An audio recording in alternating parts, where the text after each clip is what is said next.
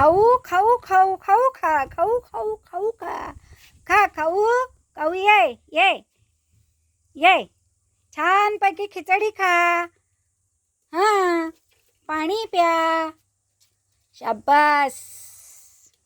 पाणी पण आहे आपल्याकडे. आहे बघा कसं ऐकलं बघा काऊनी कसं ते छानपैकी. हां ननुडी आहे ती शहाणी. हां माझी ननुडी आहे ननुडी. म्हणजे छकुडा आहे तो. काऊ आहे तो. हां माझा बाबा आहे माझी आई आहे माझा बंधू आहे. हो आजोबा आहेत आजी आहे सगळे या खाऊ खायला. हां खिचडी भात. हां हां असंच माझा 10वा आला की तेव्हा पण या. काय माझ्या पण 10व्याला असंच खायला या. माझी कुठलीही आशा नाही आहे. हां सगळ्यांनी या खाऊ खायला.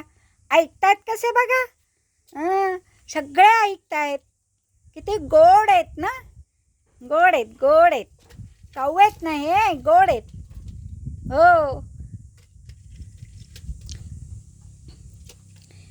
खा पाणी प्या आणि सावलीत बसा. आता कुठे जाऊ नका.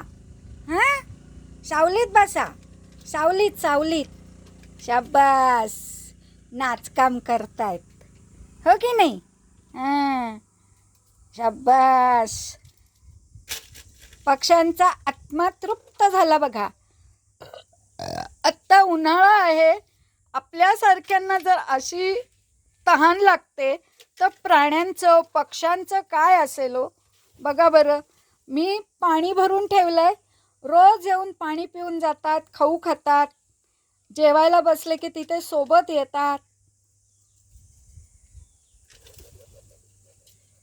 पक्षी आहेत ते शेवटी. बघा पाणी पितात कसे. आता पावसाळा आला की त्यांचं घर बांधायची सुरुवात होईल. हां घर बांधतात जाळी जाळीने काय असेल ते असेल.